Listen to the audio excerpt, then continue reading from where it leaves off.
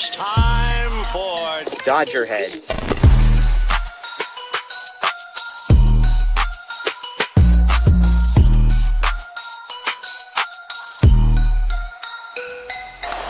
high fly ball into right field. Hey, Dodgers have won it all in 2020. Shohei Ohtani, 50-50 club. Strikes him out. There's a drive. Shohei Ohtani.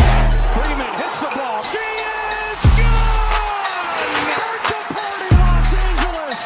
Your Dodgers have won the World Series. What's up, everybody? Welcome into DodgerHeads Live, presented by DodgerBlue.com, part of the Medium Large Sports Network. My name is Jeff Spiegel, joined today by Matthew Moreno, an early edition of the Sunday DodgerHeads. We didn't know what the game was going to be beforehand, but maybe it's good to just get this one out of the way, Matt, get our feelings out on the table. The Dodgers swept by the Angels. They lose 6-4 today, and the disappointment continues to grow in Los Angeles. Yeah, honestly, just a terrible day all the way around. And I know when you and I sit down on these Sunday shows or whenever I'm able to join you, I don't usually lead with that. I'm not feeling that type of emotion. But Jeff, let me tell you, the day immediately went sour today when I got Chipotle for lunch. Uh-oh. And my burrito bowl did not have enough rice, did not have enough cheese. They forgot the fajitas in my wife's the veggies fajitas type thing in my wife's bowl. Just all around disappointing, and it's been completely downhill since then. So am I surprised that the Dodgers got swept? No, but I think honestly that is second fiddle to what I had to endure today with that disappointing meal.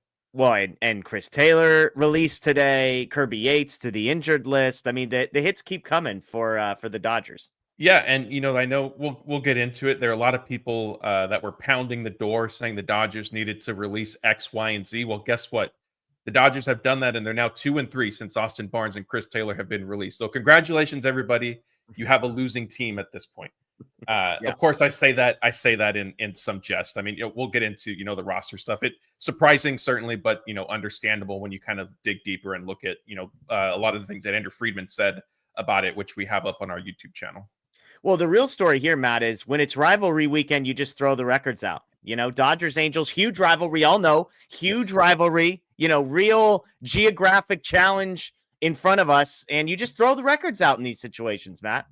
Yeah, I mean, it's nothing new to you and I. Obviously, big college football fans. We've seen, upsets in that sport all the time. And especially when it is a rivalry, as you said, I guess we could call the Angels the little brother. The little brother every now and then, lands a big punch against the big brother. And that's what sort of happened this weekend.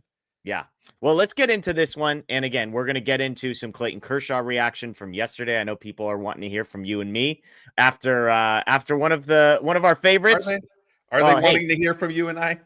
Well, I don't know. Maybe they want to take a victory lap over us if they disagree with us. We're going to talk Chris Taylor. I haven't gotten your thoughts. Myself, Daniel Starkin, and Scott Gierman did a live show reacting to it earlier this morning. And we'll get into Kirby Yates to the injured list, all sorts of stuff like that. But let's talk about this one. Again, the Dodgers swept at home by the Angels. They lose 6-4 today. The bottom of the lineup outside the top four had 0 hits. People not named Shohei Ohtani, I believe, finished 2 for 27 in this one with, a 10 strikeouts, 11 strikeouts maybe. So pitching was bad. Gonsolin had a weird bloody thumb in the first and gave up a bunch of runs. The bullpen came in, gave up 2 runs later in the game. So where do you want to start on this one, Matt? What jumps out to you about the loss that we just watched? Is it the hitting? Is it the starting pitching? Is it the bullpen? Where do you want to go? Let's do bullpen. Okay.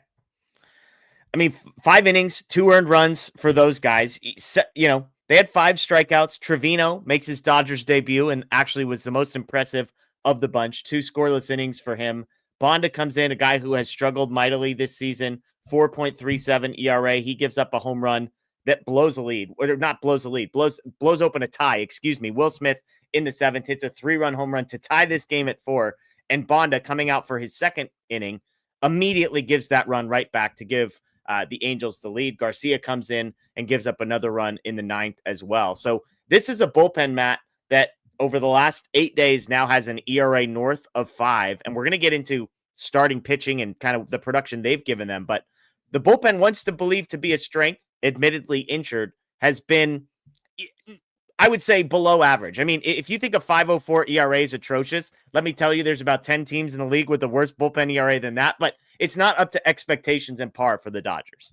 Yeah, definitely not. And, we need the, what was it? Everybody was calling it the bully pen last year, right? Once they got rolling, we need that group back. And as much as we're trying to separate, you asked me which direction I wanted to go, and I picked the bullpen. The reality is the bullpen and the starting rotation are one and the same right now, and the struggles are intertwined in their. I don't know. It's not to blame. I'm losing not sure how to best frame it, so I'll just keep going. Part of the bullpen struggling is because the starting rotation is not giving them enough innings right now. Yep. And both groups are obviously dealing with injuries, which is why, Luis Garcia is now tied with Alex Vesia, I believe, with 23 appearances this season. It's most on the team.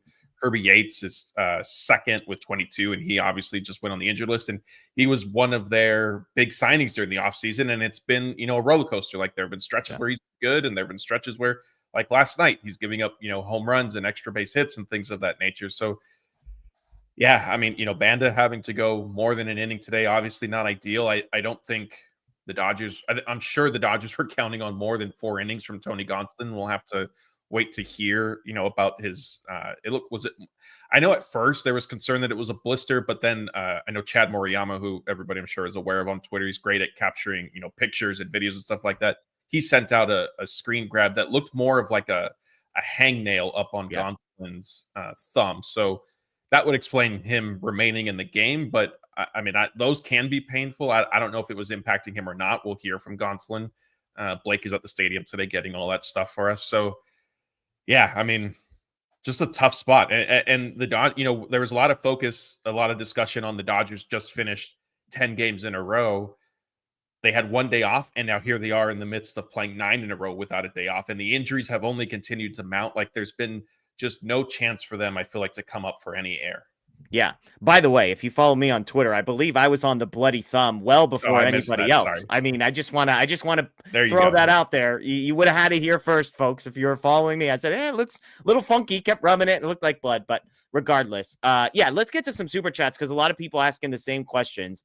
Fritz says, with the IL, starters not eating enough innings and the pen eating too many, are we looking for another starter or relievers at the deadline? 300 with the super chat. The front office can have all the new philosophy it wants. If we can't keep our pitchers healthy, it won't matter.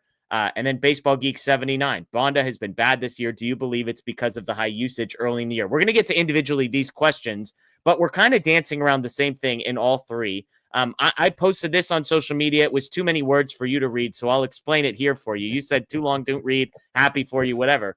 In the last 15 games, Dodgers starting pitchers have given them 6 or more innings just twice in their last 15. A Dodger starter has not gone 7 innings in any of those 15. You'd have to go back well before that. Of those 15 starts, 6 times they have gone less than 5 innings, i.e. tonight. 6 times they have gone exactly 5 innings. So, Matt, 12 of the last 15 games the Dodgers have played, their starter has given them 5 or less innings pitched. Combine that with a bullpen that I mentioned over roughly the same time is about a 4.7 ERA team. That's a bad combo. That's how you get to the place where we currently are, where you both have a bullpen who's overworked, a bullpen who is underperforming, as well as starting pitching that's just not getting the job done.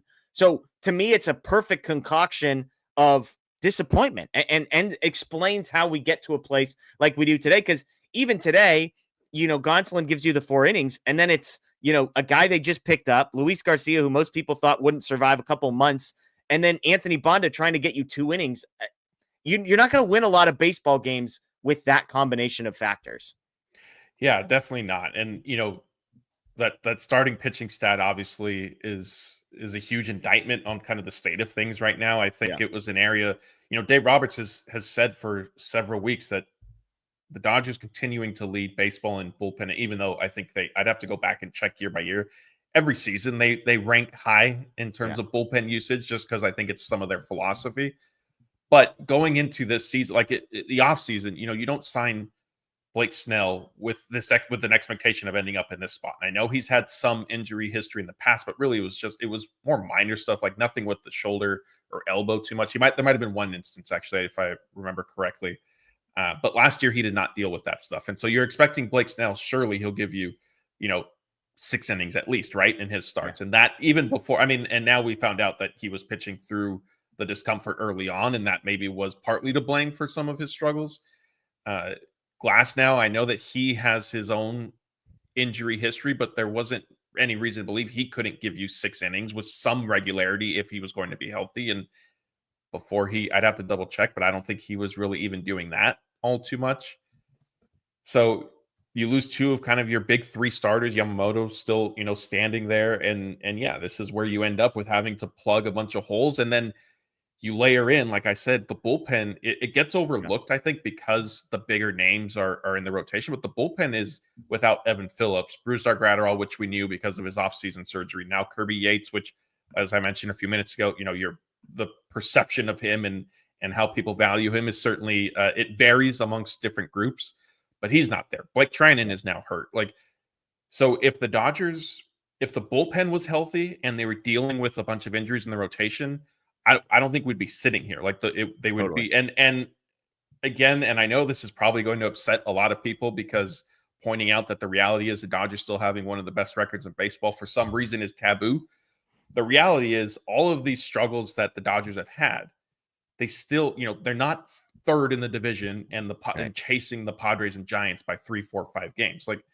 Now, is some of that because they started 10-0 or whatever it was? Sure, but they did what they did. It's not like that gets erased because they're now struggling. So it is, I know fans get frustrated and don't want to hear it, and I understand that, but right now it is very much a matter of sort of just kind of treading water until you get 1 or 2 guys back, and then you get another guy or 2 back, and you can take off. And from an offensive perspective, which we're focusing on pitching right now, Tommy Edman just came back. Teoscar Hernandez is back on Monday.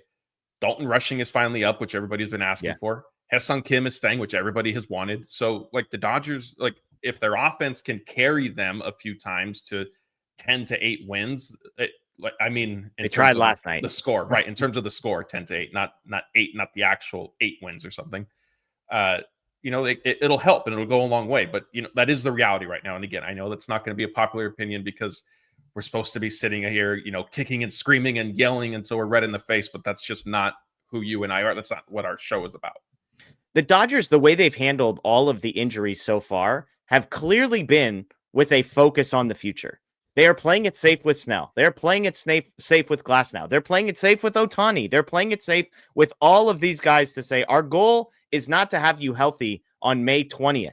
Our goal is to have you healthy on September 20th and heading in to the postseason. And so, to your point, the Dodgers pitching is a mess right now, but I'm not concerned about it because the expectation is, and we talked about this on the live video Scott Daniel and I did earlier, none of these guys are out for the season. None of the major arms that we're talking about have been ruled out for the season. Let me rephrase that, okay? You might think they might not pitch again, but all of them as of today are expected to come back. I'm not guaranteeing they will come back, but you go down the list, right?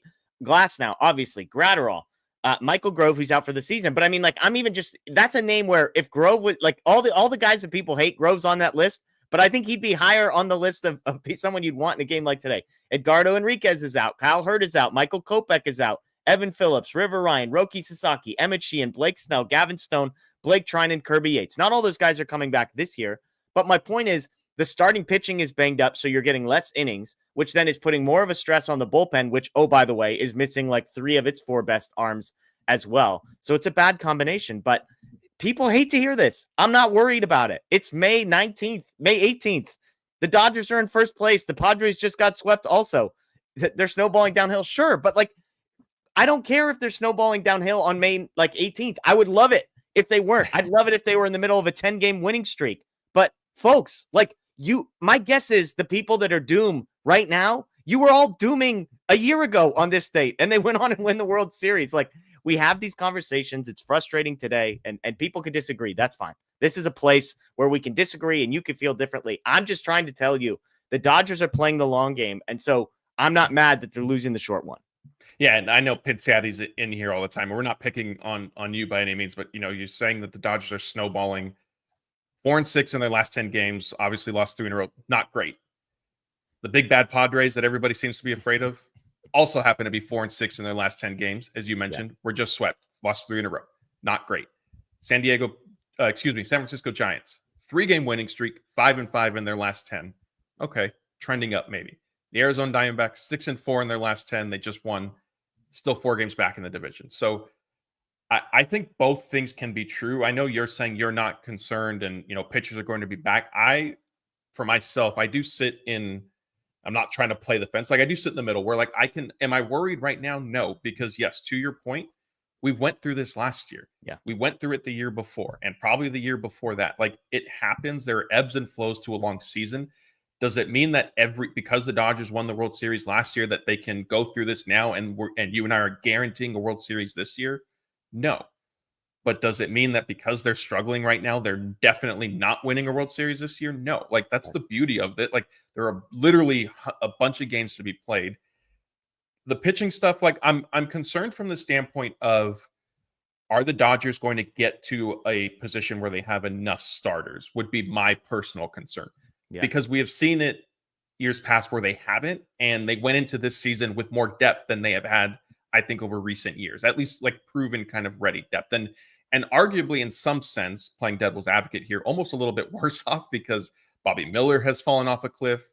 Justin Robleski hasn't necessarily, taken a step forward, if you will. Landon Knack is, he's a serviceable fifth starter. I know you've gotten a lot of heat for some of the positive Landon Knack stuff. And I think people need to remember I think Landon Knack's results, and maybe he's getting criticized harsher now because of all the other injuries ahead of him. In reality, and I know you have tried pointing this out, if he's a fifth starter, if he's a sixth starter, and those guys around baseball have 4-something ERAs, right? Like, he's doing what type your fifth or sixth starter kind of does. And I would say at times offering, and you'll love this, a little bit higher of a ceiling. There like ceilings and floors, baby. He can reach a little bit higher potential, I think, than your average number 5 starter across the league. But yeah, I mean, I don't know. I feel like we're kind of all over the place. I haven't been on here since I know recently, like, fans have been kind of going crazy over the direction of the team.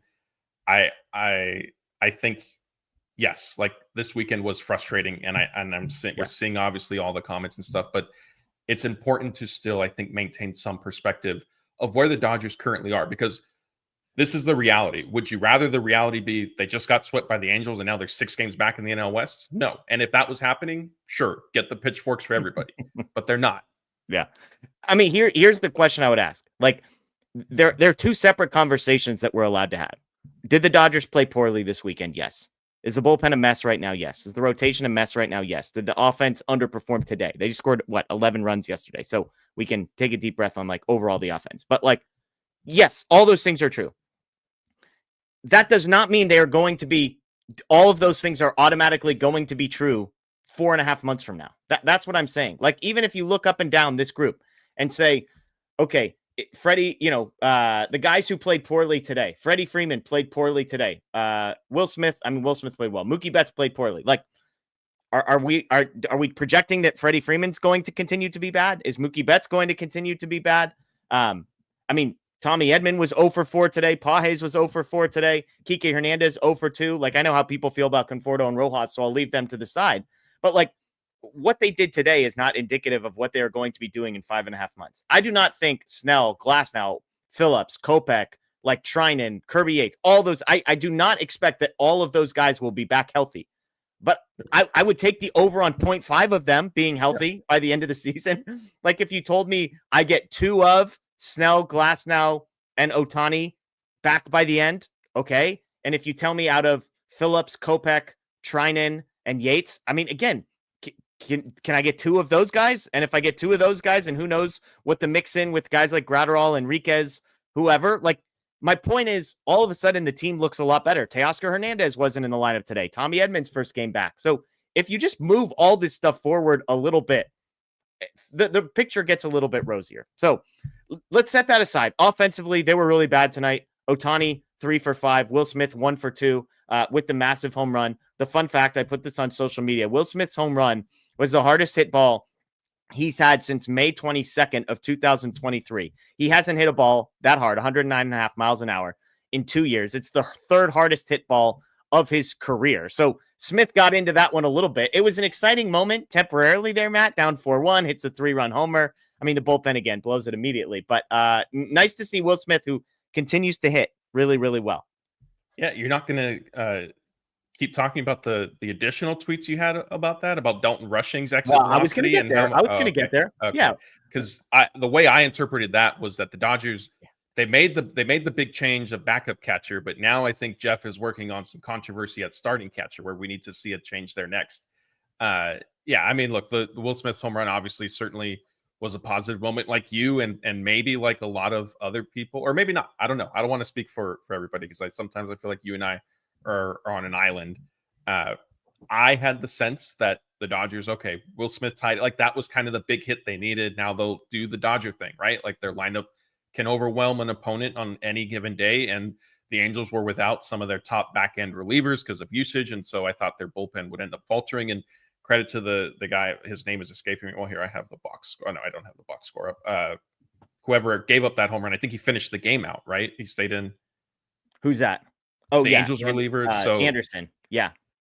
So credit to him for, I guess, finishing off the win after the Angels got him the lead again. Yeah. Yeah, absolutely.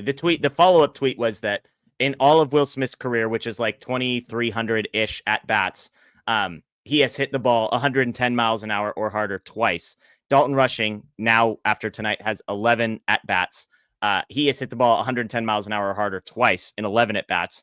And his hardest hit ball, 112 miles an hour, is harder than any Will Smith has put in the play. So that is clearly not a knock on Will Smith, but that's just to show you Dalton Rushing hits the ball very, very hard. But people don't like exit velocity, so I'll stop talking about it, because if you like that stat, then you have to, I think, like Michael Conforto, and people don't like that. So I think that the chat's not feeling it today. I'm sorry. I know.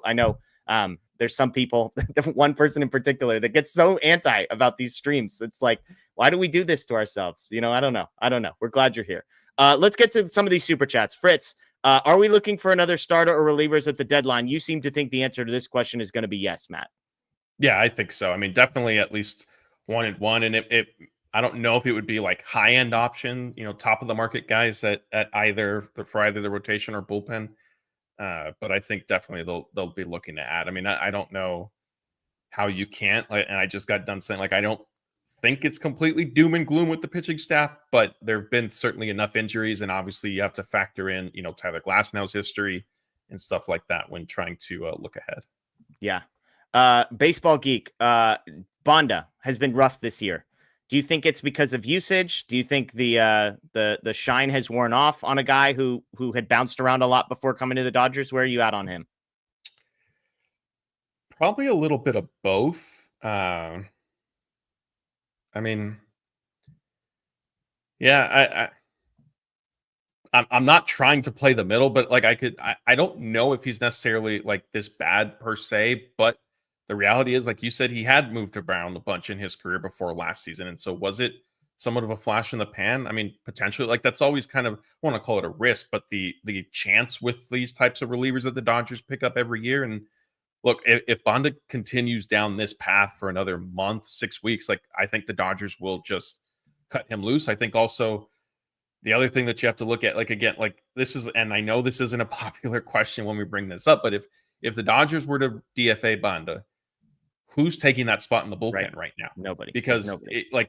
If you're thinking, oh, you could sign so-and-so, well, why hasn't that? Although David Robertson, I think, right, is he the free agent that is still out there? Like he's had some, I know there's some questions around him, but maybe he would be an intriguing name. Frankly, I'm surprised that the Dodgers haven't already taken a flyer, just because that seems to be their MO. But again, like you cut Bonda loose, like who is replacing him right now? JP Feyereisen, who everybody wants off the team anyway.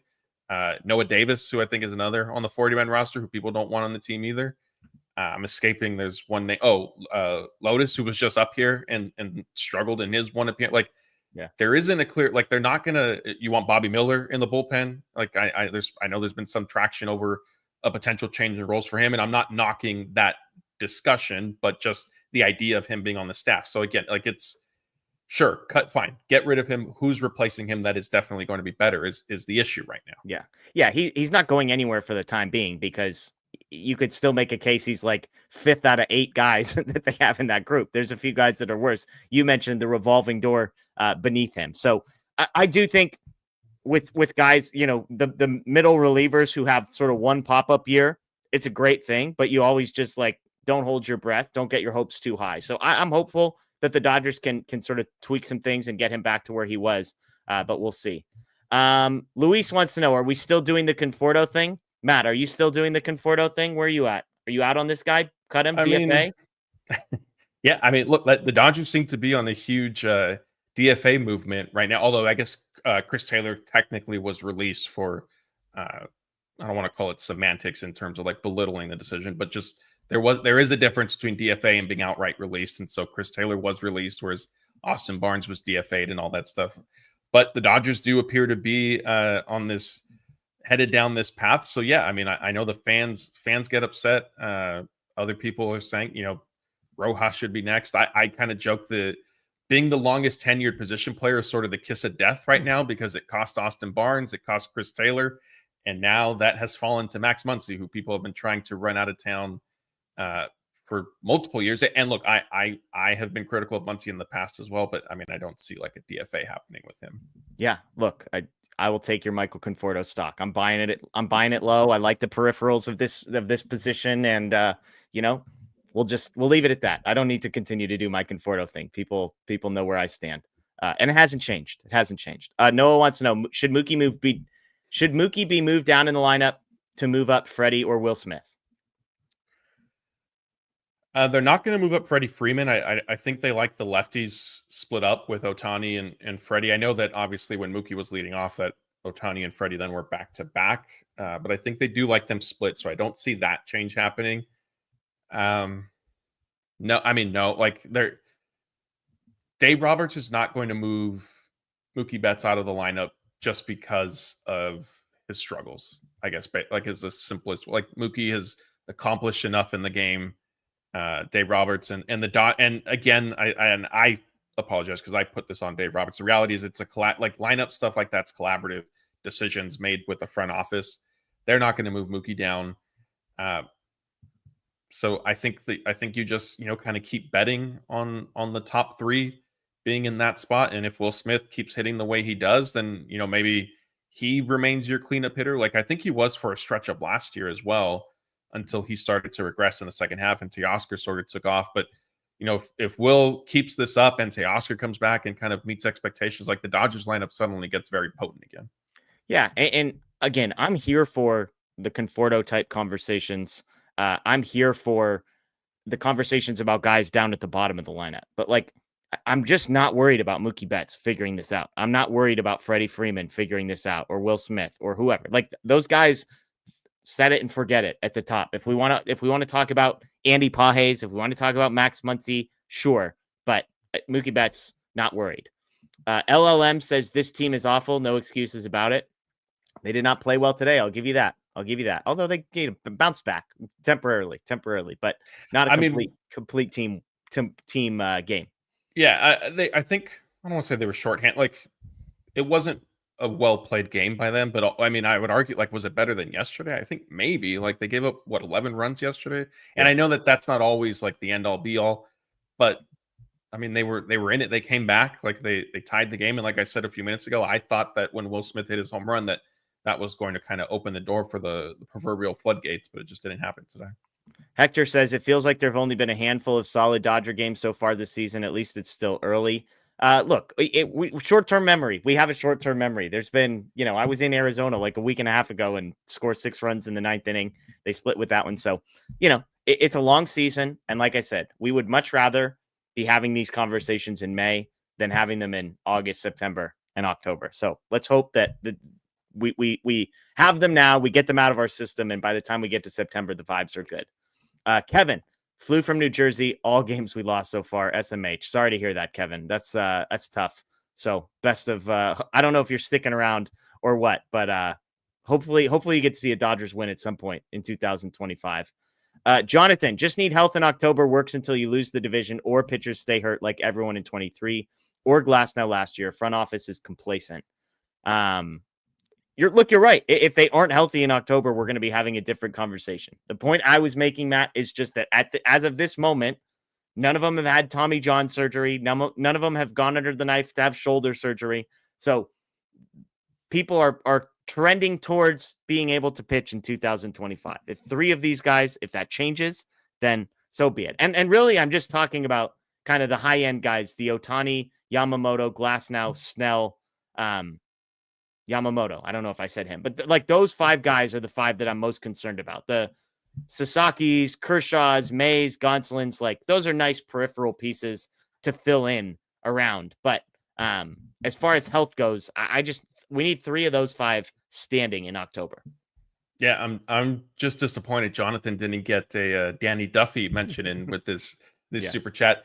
Jonathan, I get the sentiment and the concern. I will push back against the perception or narrative the front office is complacent. I think these last few days have shown us that it's actually the exact opposite. Yeah. Pretty much every other year they have, and I know, Jeff, you mentioned this on the live show you did with Daniel and Scott today. Like Jason Hayward was kind of the only example of the Dodgers recently being willing to sort of rock the boat in terms of a DFA releasing type roster move. And as you pointed out, with Hayward, it was only a shock because of how close he was to Freddie Freeman. The reality was he was not around the team for nearly as long as Austin Barnes as Chris Taylor.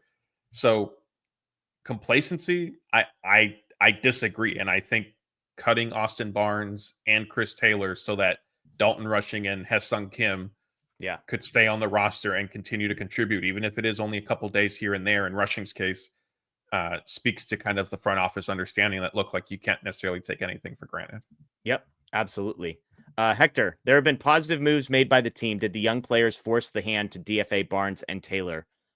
Let's get to that real quick. I mean, again, Chris Taylor released, Austin Barnes DFA, semantics. Both of the guys are gone. But this was the question that I kept asking this morning, Matt, was, do you think that this is a change in philosophy by the Dodgers, or do you think the context of 2025 has changed, i.e., the division is closer, so they feel like the marginal wins in May and June matter more, / they just feel better about Ha-Seong Kim, Andy Pages, Dalton Rushing than they have about young guys in 2022, 23, 24? I think it's all the above. I mean, if Austin Barnes is a little bit better, if Chris Taylor is a little bit better, does this happen? I don't necessarily think so. I think because, it had been multiple seasons for both of them sort of trending in the wrong direction, and the emergences of Ha-Seong Kim and Dalton Rushing, like, it made sense to do it. And I think one thing that maybe people, I'm seeing a lot of the regulars in with us today that you typically get on, whether it's a Tuesday night, Thursday night, whatever the case is, Sunday. Our stance, and I don't want to speak for everybody, but I feel comfortable sort of doing so because I know, like, we talk off our shows and like I know where we all our stance was more of just like the Dodgers don't operate from this position of, oh, this veteran isn't producing anymore. Well, he's absolutely gone. Like, they've carried veterans on their teams for the intangibles that, I know drive a lot of people crazy. Jeff included. Everybody here knows how much we poke fun at Jeff for, hey, Austin Barnes is the captain and he does this, and this with the pitching staff. So it was more of just like, I didn't anticipate these decisions from the Dodgers. But looking at the pictures, Andrew Friedman said, and again, that video is up on our YouTube channel, so definitely check it out once we're done. You added everything up, and it just made sense for them to make the move now. And, yes, the Dodgers did just exercise Austin Barnes' team option during the offseason for this year when they could have declined it, paid a buyout, and then Fiducia, not Rushing, I think, would have started the season up as the backup roster. Excuse me, as a backup catcher. So, yes, Hector, to boil everything down, credit to Ha-Seong Kim and Dalton Rushing for playing their way into earning these spots. Yeah, absolutely. I think they look at the roster and say that the NL West is going to be close enough this year to where we need to make the move now, and that, Rushing justified getting rid of Barnes, Taylor or Kim, and I would say Pages too, justified getting rid of Chris Taylor. And so they felt freedom to make this move. I would add Alex Freeland, the way he's playing at AAA probably gives them a little bit of peace of mind that if they need to dip back into AAA, I know Outman's not a popular name, but Outman and Freeland are at least guys that can get called up and provide you something, if it's defense, if it's offense, whatever it is. And so I think the context has changed would be my answer to sort of my own question. Freedom with the super chat, $20. Thank you. We appreciate you. Thank you to everyone joining us, especially those, though, that are giving us a super chat, helping us keep the lights on around here. Says, I don't want to hear any excuses, guys. Honestly, if you don't agree, I don't care. Being swept by the Angels is no excuse. At home, our offense had plenty of chances to score last night and today and failed to win. Look, they stunk. Like, nobody is disputing that this team stunk. And so I'm not trying to make excuses for how the team looks today. Again, my response is more so to the people that are saying the season is over. This team stinks. There's no way out of this. So I have no words to explain or make you feel better about the last 3 days, other than this isn't the team that's going to be competing for a World Series in a few months. Yeah, Freedom, I know you've been in here a lot with us, and we appreciate you always showing up, and definitely the super chat today. I, as Jeff said, I do agree as well. Like, the Dodgers shouldn't have been swept by the Angels. Like, they are a better team still, I think, even with the injuries. Unfortunately, like, it did happen. It does happen in baseball. I don't know, as Jeff said, like, if you want us to kind of sit here and say they were just swept by the Angels, let's pack it all in on May 18th. Don't even bother with the rest of the season. I'm not going to do that. That's not my mind. That's not how I think. And I'm Jeff Note. Like, I am a hyper competitive person, which, by the way, we need to get into some comments Dalton Rushing made at some point, because it was very impressive. The reality is, again, like, losing these 3 games doesn't guarantee anything down the line, positive or negative. Yeah. Like I said earlier, like, just because the Dodgers weathered all the injuries last year and won a World Series doesn't mean that they're going to repeat that this season. I'm well aware of that. But just because they're dealing with some hardships right now doesn't mean that they're guaranteed to falter in October. And that's the beauty of sports. It's why you play these games. Like, you hear it all the time. Like, you don't play the games on paper. And you hear that especially from me. Like, I joke with you guys about letting the computers and all the nerds run everything. And I tell you, like, you can't measure certain things. So yeah, look, should they have been swept by the Angels? No. Is the season over? No. And every Freedom, you're certainly, entitled to be frustrated and upset and all that. Not trying to talk you out of that, just trying to say the season, there's a game tomorrow against Diamondbacks, and there are more coming after that. And I'm going to guess that the Dodgers are favorites in that one tomorrow. We'll see. We'll see. Bacon Tree. Fantastic name. How long do we need to see Mookie pop up on middle pitches with no power? He can't pull anything with authority consistently. He needs to get going for the long run. I've said Mookie's numbers are not great. I think he has an OPS of 800 in the month of May. So that's far from terrible. It's not what we expect. It's not to Mookie Betts' level of expectation, but it's not like he's in a Michael Conforto-esque slump either. We know, age only goes one direction, Matt. It doesn't go down. It only goes up. He dealt with the weight thing. Then he kind of hit some home runs and put that to bed. Now he seems to have put some weight back on, but the offense has not necessarily followed suit. What are your thoughts on what we've seen from Mookie Betts and kind of big picture, any concerns with it? I mean, is it fair? And maybe this will play into what everybody wants. My knee-jerk gut reaction right now, kind of is Mookie maybe just a streaky hitter? Like, I feel like we saw some of this last year where he struggled and then got really hot and then maybe struggled again. Is this just who he is at this point in his career? I think what's been interesting is the weight loss aspect. He certainly came back, I think, a lot quicker than most of us maybe would have expected. And now we're sort of seeing kind of the lingering effects of, and he looked okay. Like, he hit he joked about it like they were wall scrapers. They were just getting over the fence, but they were home runs. And yeah, he's kind of regressed in that sense. I know Mookie has also discussed his bat speed, I think, is something that he's struggled with since he lost his weight. The reality is, I think these struggles were maybe to be expected. I think it's just been a surprise that it's happening now and not once he immediately came back and was playing. I mean, I guess if you want to call this good news, last year in May, he had an OPS of 735. In June, it was 702. That was 2024.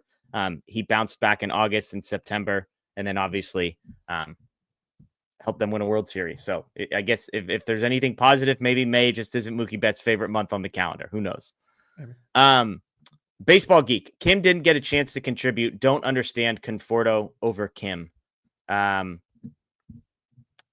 Kim's been on fire. Conforto, the results haven't been there for him, so I understand the question. What do you think, Matt? Yeah, I can, from Dave Roberts / the Dodgers perspective, he was asked about this, and basically what he said is Hassan Kim was almost going to be in the lineup on Saturday. That there are certain lefties, and Dave has said this before, and it's not just the Dodgers who I think this way. I'm inclined to believe some of the other kind of analytically driven front offices and organizations are in the same boat, that not every left-on-left matchup is created equal.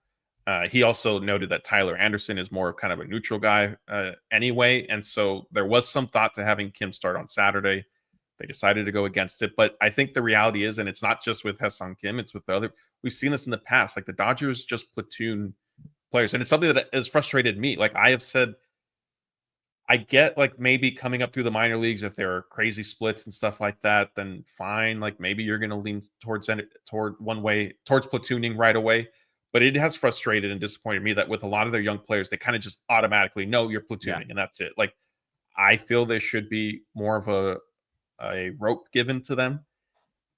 That's just a matter of philosophy, and the Dodgers have been very clear in how they approach these types of things. So, I mean, to me, the complaint should be that Miguel Rojas was starting over Hassan Kim way more than Conforto. Yeah, that was the next thing. Is it's not necessarily a Conforto or Kim type thing. Like, it's not like Kim would have been playing in left field if he did start either of these last two games. Yep, they absolutely could have had him in this game. They opted for Miguel Rojas, and Miguel Rojas. Jose Hernandez. Speaking of, don't want to see back-to-back Rojas games again. If you think it's because there were lefties in, may I introduce you to Conforto? Why bother DFAing? I joked Miguel Rojas better have his go bag ready, Matt, because I mean the seat is not lukewarm, it is not heating up, it is scalding hot, and he better stay standing, because if Alex Friedland, I joked this morning, Matt, that he's going to be checking Alex Friedland box scores for the entirety of the season just to see what he does. Miguel Rojas, it's the meme of like, what exactly is it that you do here, sir? He's slow as heck. He's good defensively, although he's lost a step, so his range is down. He made a nice play at second base to turn two on the play that scored the final run. But I just don't see it. I mean, let me ask it to you this way. Were you surprised at all that it was Chris Taylor that got DFA'd and not Miguel Rojas this morning? Not really. I mean, look, like my only surprise is that they actually DFA'd Chris Taylor. Like, I know that I think David Vassay, I don't know if Vassay said himself, and I didn't get a chance to ask him. I saw on Twitter over a couple of days that he had reported, I think, that Chris Taylor was in a knee brace. Okay. And Taylor also, like, recently, and Taylor also hadn't been playing. So I thought, okay, like they're laying the foundation for, I think we went through this last year, right? All of a sudden, Chris Taylor ended up on the injured list because he'd been playing through, I think, a growing issue or something, or maybe it was his knee as well. Like, so I thought, okay, like that's an easy way to kind of buy some time. So I'm not necessarily surprised that they picked Taylor over Rojas, because I think, and this is just my read on it, I think they value Rojas more than Taylor at this point. At least what Rojas is able to bring to the table. Like, Taylor wasn't playing at all. I mean, he got into like 28 games or something. Yeah, well, and that's what we talked about. Like, the Dodgers have told us all season who they liked more between Rojas and Taylor. Now, Daniel and I both said if we were in charge, we would have rather have kept Chris Taylor around. I mean, maybe there's an injury we don't know about, and that was part of it. But I'd rather have Chris Taylor around than Miguel Rojas if you're giving me the choice. But the Dodgers have told us all year that Taylor basically never played. So my hope is that if you're going to DFA Chris Taylor and keep Ha-Seong Kim around, please, please, please let him play more often. Let Miguel Rojas go into the Chris Taylor role of like 5 at-bats every 2 weeks, and let Ha-Seong Kim get every opportunity to play possible. Dalton Rushing, same thing. I love that he got a chance to pinch hit. They've been hesitant to use their backup catcher as a pinch hitter at times. I'm glad that was not the case tonight. And real quick, too, just a final thing. Like, I get the Rojas frustration. I mean, last night he was also, 2 feet away from 2 doubles. So, like, not that it changes the conversation completely, but maybe people aren't feeling as angry at him if, it's kind of just how baseball goes sometimes. Actually, I take that back. He could have had the 2 doubles last night. If he started again today, people would still be here kicking and screaming the way everybody is. Me especially. The runner on second, I appreciate you two for not panicking. Small bad patch. Thank you. We hope and agree with you on the second part of that. Let's see. Rod says, this is not the NFL, people, where every game is important. Mookie is always streaky. No worry yet. That's where I'm at too, Rob. So we thank you. Freedom, another super chat. $20. Offensive problem is not scoring with men on base. This has been happening all year, no matter who we play. The 11-1 loss against the A's, I was at that game. It was a nightmare. the 11-1 loss. I was there. I hate to break this to you, Freedom, and I haven't checked this stat in a couple days, so it might be slightly off. They lead Major League Baseball in batting average with runners in scoring position. So I know what it feels like. There's a lot of 0 for 10s. I feel like I come on here in a post game and I'm telling people about the 0 for 10 the Dodgers had with runners in scoring position. Like tonight they hit 400 with runners in scoring position. So now you said men on base. Maybe that's a slightly different stat, but they literally lead Major League Baseball in batting average with runners in scoring position. So I know what it feels. Maybe that makes you feel better. I don't know, Matt. Does that make people feel better or worse to hear that stat? I don't think it does anything for them. I think people are still going to be mad. Real quick, I know since we're discussing different things, Alex he's saying the Dodgers are playing the Diamondbacks, Mets twice, and Yankees next without pitching. All I see in that is a similar path to last October. You don't have to go back that. You don't have to go back that far to play an NL West opponent. The Mets, and then the Yankees. So just they should. And our pitching might be in better. Our starting pitching might be in better shape today than it was in the postseason last year. I think it is. So if you just use the same blueprint as last year, these next 10 days or whatever it is should be no problem. Fritz, I see your question, food question. We're gonna get there, I promise. But we're bringing up pitching, and so let's just do this now, Matt. Clayton Kershaw, he pitched yesterday. I'm not sure if anybody knew that he pitched. He made his 2025 debut, year 18.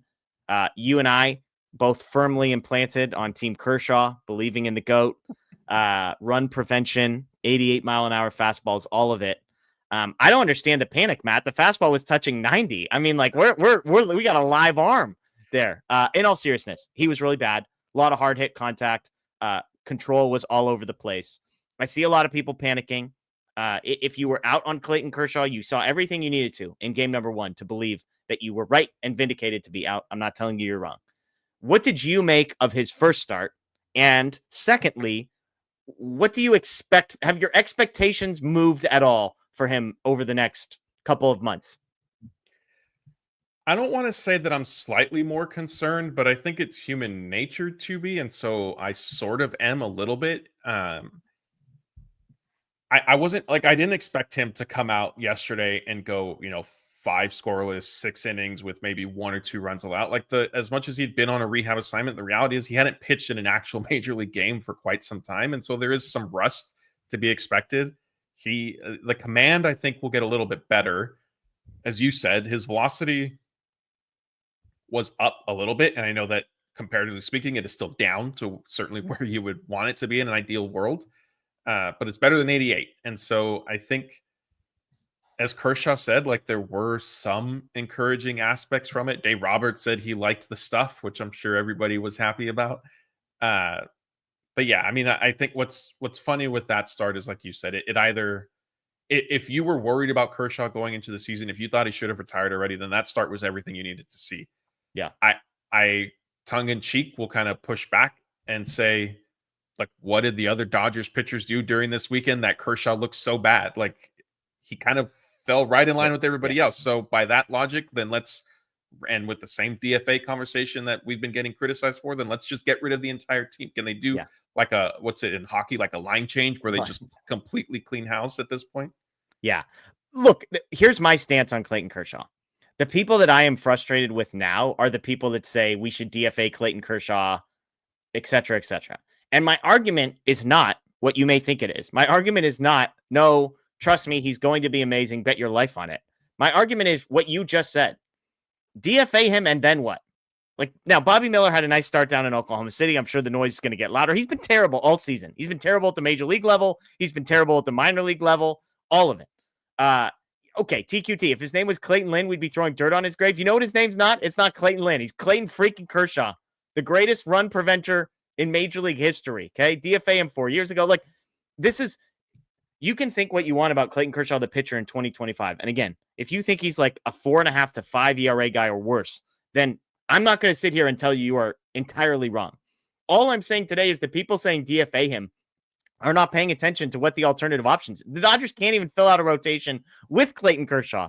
And you all despise the people behind him in the rotation. Gonsolin today has been very good. He was very bad. Dustin May's been a roller coaster. Do you want Robleski? Do you want Bobby Miller? Do you really want that? Do you really want that? You might say out loud that you want that. Do you really want that? That would be the question that I would ask. Now, Clayton Kershaw, everybody knows where I stand. Eternal optimist, especially with Clayton Kershaw. It's his first start in 8 months. The command was a mess. Whatever. I'm not like I hated to see it, obviously, but I'm not ready to put dirt on his grave because his first start of 2025 looked the way it did. If anything, if you're telling me like command was a little bit of a mess, that kind of thing, I'm like, well, that sounds like rust to me. I can justify it. If his command was sharp and he got lit up, then I'd be more concerned. The hard hit stuff's concerning. Like, he might be bad. I might be totally wrong on Clayton Kershaw. I'm just saying after 8 months off his first start, I'm not ready to go there yet, Matt. Yeah, that's the biggest thing. Again, like, I feel like today's show, like, it has been there's nuance that needs to be factored into these conversations, and I know that that's not a popular thing. I know that with social media and the way things have trended, like, it's instant. It's, get rid of this guy, cut that guy, this and that. Like, fine. Like, Clayton Kershaw is not occupying a spot in the starting rotation that belongs to someone else, clearly because of performance. Like, we keep asking the question, and I know people, like, I'm reading the comments. I have not seen an answer. Okay. I had people today literally telling me they want Bobby Miller over Clayton Kershaw. Yeah, I mean, that's not serious. Bobby Miller would come up, pitch, make one start, and they would be running him out of town. Like, it's what happens. Again, I think Kershaw's first start, again, if you doubted him coming into the season, then yes, I don't want to call it confirmation bias, but it certainly validated every concern that you probably had. Yeah. The reality is, again, and I saw somebody say it, I threw it up earlier, that Kershaw, when he was healthy, and this is, I think, the path that you and I go down, is when he's healthy, he can be an effective pitcher. Is he going to be the 8 shutout innings guy, your ace, the stopper, the Cy Young Award winner, the MVP? No. Like, there need to be reasonable expectations at this point. And to your point, if Kershaw continues to struggle for the rest of this season, I will sit here and say I was wrong. I thought if he was healthy that he could still be effective. He wasn't. Okay, fine. Like, the Dodgers need to, I'm not going to, if the Kershaw we saw yesterday is the same one we see pretty much every turn through the rotation, I'm not going to sit here in October and say, keep him, let him be one of your 4 starters for the playoffs. Like, I recognize that. But again, we're not to that point yet. It was just one start. It could go either way. He could end up being good. He could end up being decent. He could end up being bad. Like, we don't necessarily know. I think that there are some signs pointing in either direction, and maybe some are a little bit stronger than the other right now, but it was just one start. And Don Kim is saying serviceable is the key word. Like, sure. I personally believe he could be a little bit better than to me. Serviceable is like I don't want to name names. I think he could be a little bit better than serviceable. There you go. But if that is ultimately where he lands, like, fine. And yes, it's probably his last season type thing. So it's fine. And to your point, his name is not Clayton Lynn. It's Clayton Kershaw, and he has the accolades he has for a reason. Yeah, absolutely. I was trying to find the one that it's like Kershaw's been cooked for like 3 years or whatever. I mean, in 2023, he had a 2.5 ERA.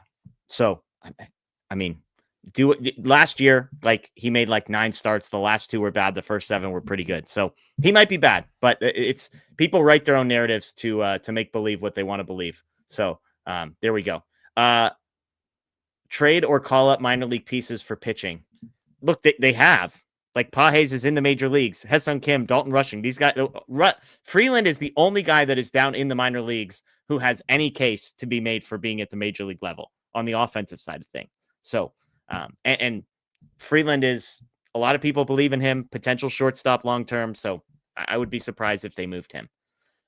Freedom with the super chat. I live in Bakersfield. That's not fun driving home pissed, getting whooped by the A's for good seats, $300 down the drain. I hear you. I hear you on that. Yeah, that is. Hey, I know your pain. The first Diamondbacks game I went to, I was like, I flew all the way to Arizona, paid good money for good seats. My friend paid good money for good seats, and they look cooked. And so the good news is you get one of the next night where the Ohtani hits a 3-run home run. That pays that evens you out for a few weeks worth of Dodger games, is what I would say. Freedom. We don't need it doesn't need to be in a super chat, but throw in the comment, just a regular comment, maybe what you had for dinner. Because Jeff consoled himself by going to Waffle House that night, I believe, right? Yep. Waffle House was after the loss. So Freedom, we need to hear what your what'd you hit on the way home, on the way to Bakersfield? Yeah. Not Jeff Spiegel. If Rushing is legit, would we consider Smith at third base? My guess is 2026 is when they start experimenting with how to get rushing more at bats. Whether that's Smith playing at third base occasionally, whether that's rushing, playing left field occasionally. I just don't think it's going to be in 2025 necessarily. But that's my read. What do you think, Matt? Yeah, I mean, I don't think that that's happening anytime soon. Let me rephrase. I don't think Will Smith will play third base in 2025. If you told me they were going to get rushing more at bats, I would say I wonder if he plays left field at some point this season. I know Blake's probably going to chime in the chat right now and tell me I'm an idiot, which is fine. But that's my guess. If they're going to get rushing more at bats, I think it's going to be him playing left field, not Will Smith playing somebody other than playing somewhere other than catcher. So, all right. Let's get to Fritz. Fritz had the super chat here. Yes, we got swept. Now for real questions. What was the best meal you had this weekend? I can start. I was at the Portland Timbers MLS game last night. They played Seattle Tide. But afterwards, I went out for drinks with a couple of friends of mine. And we went to a place that their like sort of famous thing is potato chip / French fry nachos. So you can it's steak nachos with like a queso sauce, gorgonzola cheese, jalapenos, steak, all sorts of stuff. And you can either get homemade potato chips, French fries, or half and half. So we went half and half. Delicious. We got the half order. Probably smart health-wise, but if the large order had been in front of me, Matt, it would have been taken down. So we had that. And then also Friday was my middle daughter's birthday. We went out to a local Mexican spot. My wife and I split the chicken fajitas. Always a safe bet. The chicken fajitas, fantastic. So I've been eating pretty good. I can't complain this weekend, Matt. Yeah, that's pretty good. Nothing is necessarily sticking out. I did try I stopped at the pizza place in Chinatown called La Sordids. Oh yeah, you were tweeting about this. Yeah, they were doing the it was a corn dog that they cut in half and then put chili and cheese. Basically, it kind of turned into a hot dog, but the bun is like corn dog batter instead of a hot dog bun. So that was pretty good. And is it Dodger themed? Like it sounds like La Sorda. That place, yeah, the place. So they have a ton of memorabilia up. There's a Chinatown location. There's I believe Silver Lake is where the other one is, maybe down Sunset. So I did that, and then actually last night I bought some little like mini tacos from Costco that are like chicken chipotle flavored.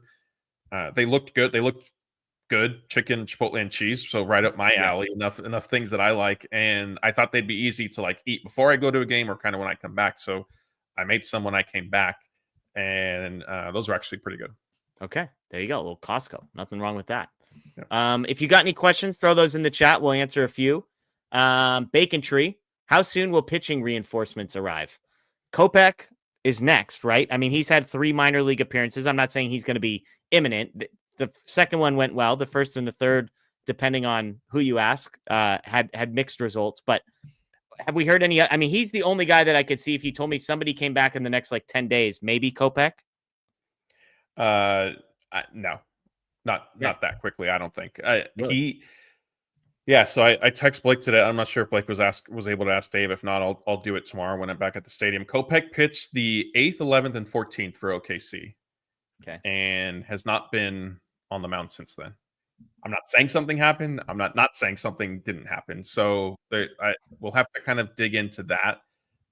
If he is healthy, he'll have to pitch again, and there'll be, I think, an instance. I guess maybe like if he's healthy, and he's able to do kind of a back-to-back at some point this week. Then perhaps he returns within your timeline. But my radar is on with the fact that Kopech hasn't pitched now in 4 days. Okay, there you go. If you needed more negativity in your life, Matthew Moreno is here for you. I mean, well, that's the stuff that plays, right? That's what people are looking for these days. We need to just be all doom and gloom.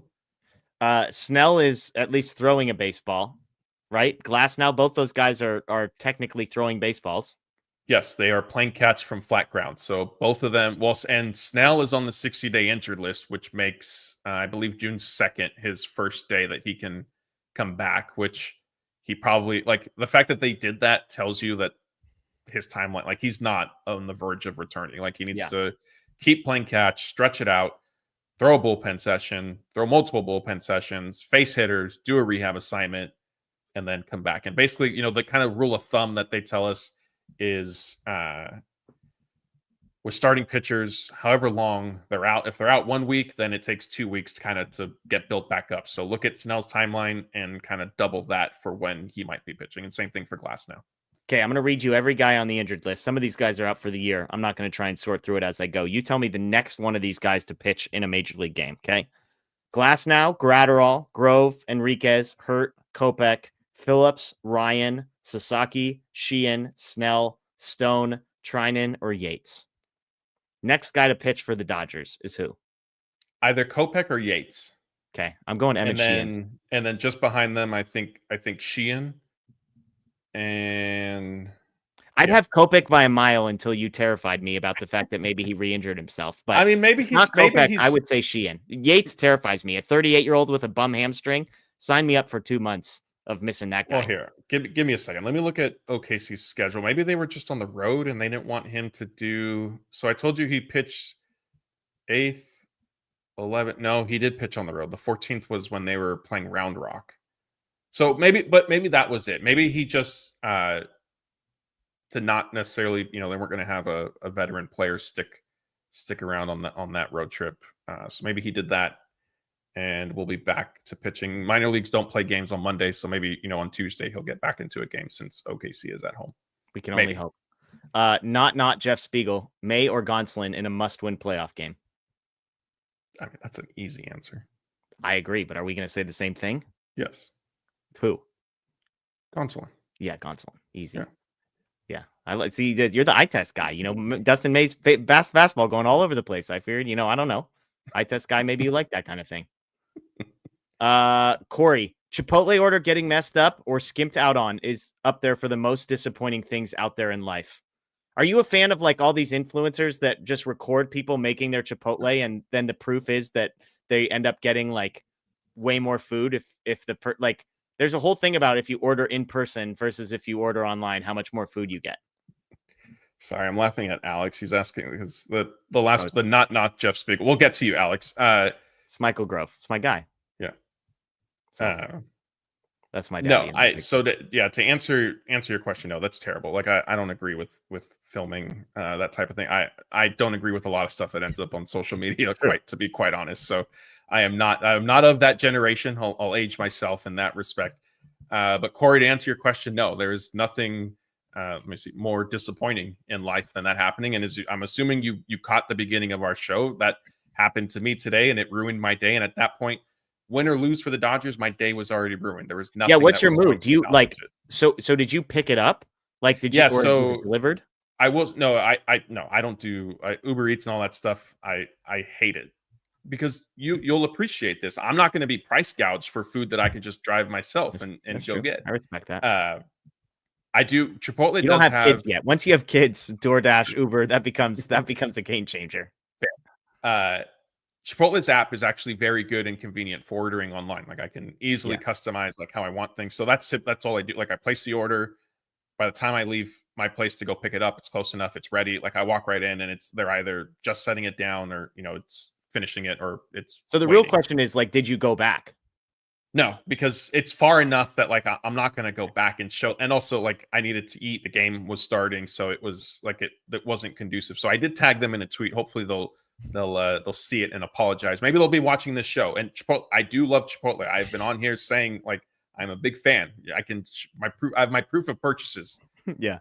The downside to all of it is, I mean, that's the one upside I would say to like Uber Eats is that it's very easy to submit complaints about Uber Eats or that kind of a thing. And so you will typically get reimbursed or money off or that kind of thing. But I hear you. Yeah, that's a bummer. I actually had last time I ordered a group order and they screwed it up and there were like 2 extra Chipotle bowls in our thing, like that we just hadn't ordered. Nobody asked for them. That we ordered and paid for 8 and got 10. So I was like, I guess sometimes the universe works out in your favor. Okay. Not Jeff Spiegel wants to know, where's the Iron Man glove? Typically behind you. For me. Oh yeah. It's behind, it hasn't been up for a while. Let me lean the right way. So you could kind of see, I have the, it's Iron Man's heart, reactor thing that I got kind of a little while ago. So the glove, I need to get a new lamp where the glove would fit, but I'm working on the glove. Honestly, is going to be last on the list. I want to get a new helmet that they have. So, jeez, yeah. We got lightsabers on one Working end, on we got that. Iron Man memorabilia on the other, and bobbleheads. It's just a bunch of really cool people over here, you know? Jose, when Teo comes back, assuming we keep Conforto, where does Kim see playing time? Yeah, so that's the big question. You know, Dave Roberts was asked that. I mean, he's the reality is he's not going to be playing a ton. It seems like, and they're going to try to get him starts here and there because, I mean, I guess maybe if it's a certain, you could put. I'm blanking on the names right now. The alignment, Edmund in center.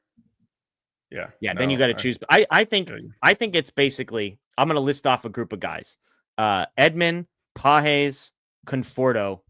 I think between those three, if every single one of them gets a day off every week, there's 3 days. You could add Teoscar Hernandez into that mix potentially. And I think it's like if all those guys are getting 1 day off a week, then all of a sudden Ha-Seong Kim is playing 4 times. You could make a case, maybe Conforto's sitting 2 days a week, maybe Edmund's not sitting, but I think he'll average like 3.5 starts a week would be my guess for the next few weeks. Perhaps. And I will add the caveat too. I did say that I don't know if he'll play that much. Dave Roberts did say that considering Edmund and Teoscar are coming back from injuries, that the reality is the Dodgers aren't going to run them out there every single day right now anyway. So, there will be opportunities for Kim in that sense, which by the way, I think I was trying to remember, I meant to look it up, but I ran out of time. When Kim was coming up and you and I did the video, didn't I say that he was either going to light the world on fire or completely struggle because that's just how baseball goes? I don't know. I'll take your word for it. Okay. I remember very clearly what I said about Ha-Seong Kim, we don't need to revisit that. I won't go down that path. Well, I'll pull up the tape. I'm pretty sure when you and I, it was a kind of the breaking news video because the Kim news came out, I think, on a Saturday morning. I'm pretty sure I did. I'll have to pull up the tape. So, okay. Speaking of Tommy Edman, 286 on base percentage. We worried at all offensively, Tommy Edman? No, his nickname is Tommy Tanks. He's not worried about on base percentage. Sluggers don't worry about that. It's true. Hey, Slug still starts with a 5. I'm just asking. It's not for me. Like, I would never suggest that that's something to be concerned about. Just on behalf of other people people are wondering. Hallelujah. With all the DFA moves, doesn't this show that the Dodgers value early season games? Why shouldn't fans? I mentioned 2 possible contextual reasons for making the moves that they did. One being the fact that maybe they believe the divisional race is going to be tighter, or secondly, they just have the young guys ready to go. If you believe it's the former, then maybe people like you and me should be more bummed out on Sundays like today, Matt. Yeah, I think what's interesting first, hallelujah. I'm not, again, Jeff and I are not telling you guys to be happy with the losses. Yeah. Or even not to be bummed out. Right. The reality is you can be bummed out, you can be disappointed, you can be upset without taking it the step further that the season is ending on May 18th. That's where we tried to kind of bring some context, some nuance to the conversation. To your main point, I thought it was interesting. Andrew Friedman did say today that the Dodgers he did say they do value winning every single game. I think that is there is some truth in that. I think they go into each day wanting to win. I personally, and I don't think I'd be alone, I don't believe that their actions within every single game are to win that day. They go into the game wanting to win. Fine. They might punt in the 6th inning every once in a while. Okay. Anyway, I just thought that was kind of fun. To hear him say they do value and they do want to win every game because their strategy several times, not just this year, but other years, do suggest it's otherwise. In the playoffs, I was pulling my hair out saying, what are you doing punting games in October? But again, hallelujah. You guys can be upset. We're not here to tell you, we're not here to excuse the losses. It's just trying to keep some perspective. Yeah, absolutely. And I would just say, again, it's not black and white where it's all or nothing on all this stuff. I think there are moments when the Dodgers have to decide, do we make a decision that is going to help us on May 18th? Or do we make a decision that we think is going to help us on September 28th, October 8th, whatever it might be? And my interpretation of the way they have handled Tyler Glasnow, Blake Snell, some of their relief pitchers has been that if this were the postseason, I think some of those guys would be pitching right now. But I think the Dodgers have made the conscious decision to say, technically they could be pitching. It would increase risk and it might lead to bigger problems. And so we are going to quote unquote punt on something that's happening on May 18th with these guys in hopes that they're available. That's all I'm saying. So I absolutely believe the Dodgers wake up every day trying to win games. Matt is not arguing against that. I am not arguing against that. Now, to Matt's point, you could make a case that maybe halfway through some of those games, they decide today's not going to be the day. We're going to save some arms for tomorrow. So be it. But you should be disappointed. You should be bummed. We're fans. Like the guy who paid $300 to go watch a team play. I'm not telling you stop caring, stop spending money. Like, who cares about if they lose? To Matt's point, all we are saying is because they lost on May 18th, don't draw a straight line to the postseason and say it's all over because of how this stuff works. So, yeah. And again, I cannot emphasize this enough. Go back and check the tape from a year ago, and I guarantee we were having this exact same conversation in 2024 of like doom and gloom, and it's all over, and then they end up win the World Series. So, yeah. And Alleluia is now saying, would quote, it's only April, May, work on the front office the way you guys tell us every time. Alleluia. Like, again, we just got fans have been upset for the Dodgers punting games. They're telling you it's only April or May with their actions in these games. It's not like I don't need to sit here and tell you. They are telling you that by running Anthony Bond. I mean, there were some circumstances that led to it today, but running Anthony Bond out there multiple innings, going to Luis Garcia as many times as they have, like they are telling you by their actions that it is only April and May. Yeah. Let's see. Cole wants to know, why would they release Taylor, not DFA him for a possible trade? All due respect, Chris Taylor was not going to be a trade candidate. Nobody was going to have any interest in taking on any portion of his salary. Austin Barnes, is he in DFA limbo still, Matt? Like, we're still within the window, right? Like, it's 7 days. It's 7 days. So I mean, I'm assuming, I know Andy McCall, which by the way, that was a great interview with, it always is, but Andy, I enjoy when Andy comes on. He's similar to, I think, me. We're kind of the dry sense of humor, this sort of he lets a lot of stuff just kind of off the cuff. I was a little surprised. I know we discussed this privately amongst our staff. Like, I was a little surprised that Andy thought, or did he say Barnes would get claimed, or just that he would end up somewhere? He thinks he'll play somewhere. Okay, so maybe it was that. Okay, yeah, I agree with that. But yeah, so I don't anticipate Barnes getting claimed because you'll have to pay him, whatever the $3.5 million or whatever. Take on that salary. So let him clear waivers, sign him for whatever the minimum is for a player of his service time, and then you pay him that as opposed to the Dodgers team option that they picked up. Yeah. Foxy Cinnamon says, I love this show because it's not the nuclear option only take on things. We try. Again, we're optimists at best, corporate shills at worst. So there you go. Real important question here from NS. If you pick up a call-in order, do you tip? So I think this might have come through. You have to tip in the app. You wouldn't be tipping in the restaurant. Yeah. What I do, Chipotle has like a...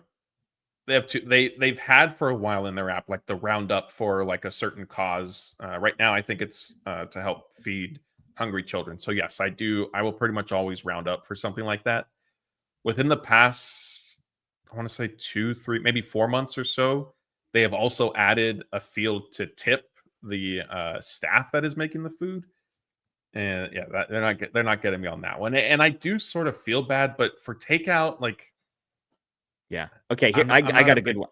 I got a good one for you. Yeah. Okay. Last night, my nachos.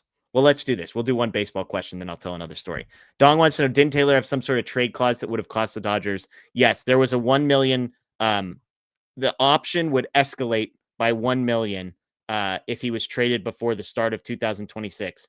And then there was a $2 million trade assignment bonus. So I'm sure those were both factors. Again, I don't know if it would have mattered, but those are real things. So, okay, we'll go out on this one. So last night, I go to this bar post game. I'm with 2 of my friends, and I know you well enough to know you hate this already. It's a QR code situation at the table. Am I right in assuming that you hate like the QR code for the menu? I do, but I'll ask you, like, when you scanned it and it pulled up the menu, did it at least have like pictures of stuff as well? Or was it just like, yeah, so then no. Like, to me, if you're going digital in that sense, like spruce it, like, let me see what I'm about to order. The story's going to get worse because this was not just QR code for menu. This was QR code to order. You had to order through the app, through the situation. So it's a bar. It's a place called 10 Barrel. If anybody's a beer person, we were there. It's great. Our friends walked to the bar.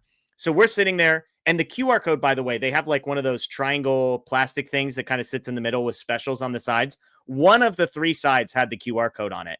And nowhere in there does it say, yeah, Matt wanted the Chipotle sponsorship. Nowhere on there does it say, like, this is the only way. So we're sitting there for like 5 to 7 minutes. Nobody comes up. So I start walking. I run into one of the people I saw delivering food. I'm like, hey, can we order at the bar? And she's like, no, you need to order at the QR code. Okay. So we go, we sit down, we order the QR code. We order 3 drinks to start with. I'm dead serious. We sat there for 15 minutes, no drinks. We're at a bar that's like half full. We ordered 2 beers and a glass of wine and nothing. And our friends who came in like 7 minutes after us went over to the bar, literally had a pizza sitting on their table by the time. So eventually I walked towards the bar and I'm like the guy it's been 15 minutes. I'm like, I'm at least just going to go ask someone. The people I was with were like, should we just wait? And I'm like, I'm just going to go. So I walk towards the bar. There's nobody at the bar, but I see there's a guy and a girl who had been delivering food in our section. I'm like, hey, question for you. Like, I just want to make sure I did this right. And they're like, yeah, you did it right. I'm like, well, we ordered drinks like 15 minutes ago and nothing has come. They're like, really? Nothing? I'm like, no, it's like 2 beers and a glass of wine, nothing. So then it comes, eventually our food comes, which we had ordered slightly later. So then the $1 billion question here, Matt, is what are you tipping in this situation where you have to order through an app? Somebody is delivering your food, but the whole system was totally jacked and broken. I tip 10%. People can tell me I'm an asshole. Maybe I'm a nice guy. I don't know how I'd come off in that situation. But I went with 10%. I felt like that was fair. Well, what's the does Oregon do no sales tax? No sales tax. Yeah, see, so that's like here in California, like it varies on counties and stuff like that. So for me, like even if service is terrible, like I'll do a bare minimum of like 15%. Okay. I think All right. is like even if it's just awful. Like, and if what your situation had been like an actual waiter or waitress like taking your order and then just forgetting or whatever the case is, like I wouldn't be like I would. And I'll add the caveat that some of that, if I have cash on me, well, if I have cash that's closer to 10% than 15%, Yeah, and fair. you were bad, well, I'm sorry, you're getting what I have. You're getting whatever I got in my wallet. Yeah. So, but I do try to do a bare minimum of like 15%, and then depending on how good it is, then kind of go up from there. I will say all of it takes place on your phone, so it's not like somebody ever comes up and so makes me that's tip on the machine right in front of them. But yeah, so. that's so. What? Well, do you mind if I ask? What did? Oh, you said you did 10%. I did 10%. Okay. Yeah, I think it was like $40 was the total bill, and I tipped $4. No, that's fair. I probably would have done the same thing. Like I didn't interact. I debated with, like, zero. I'm going to be honest. I debated zero because I was like, what exactly am I paying for in this situation? But would have been I couldn't do justified. it. Yeah, and nobody would have known. It would have been on my phone, and nobody would have ever known. We would have been out of there before anybody found out. The awkward one are the places where they turn it around for you and say, "Oh, here, if you want to tip," and then they're kind of like they're standing there, sort of. That was my lemonade situation. That lady was staring over my shoulder as I was asked to tip. And the minimum that I think it started at 18%. Like if you wanted less than 18%, there was no button to click. You had to go in and customize and put in the thing. Yeah, then that gets real awkward. It's like, oh, you're giving me less than the bare minimum here. Yeah. Stuff.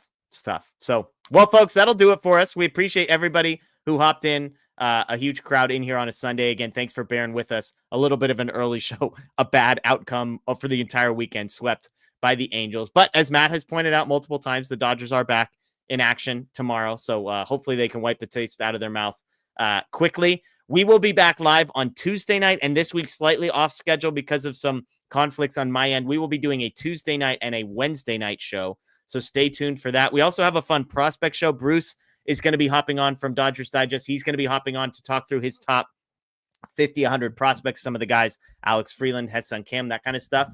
So he will be on. That'll be a recording that'll get posted, I believe, Tuesday, Wednesday, Thursday range, so stay tuned for that as well. But check out right here on this YouTube channel all the videos that Blake Williams got at the stadium today. We'll have tons of post-game content.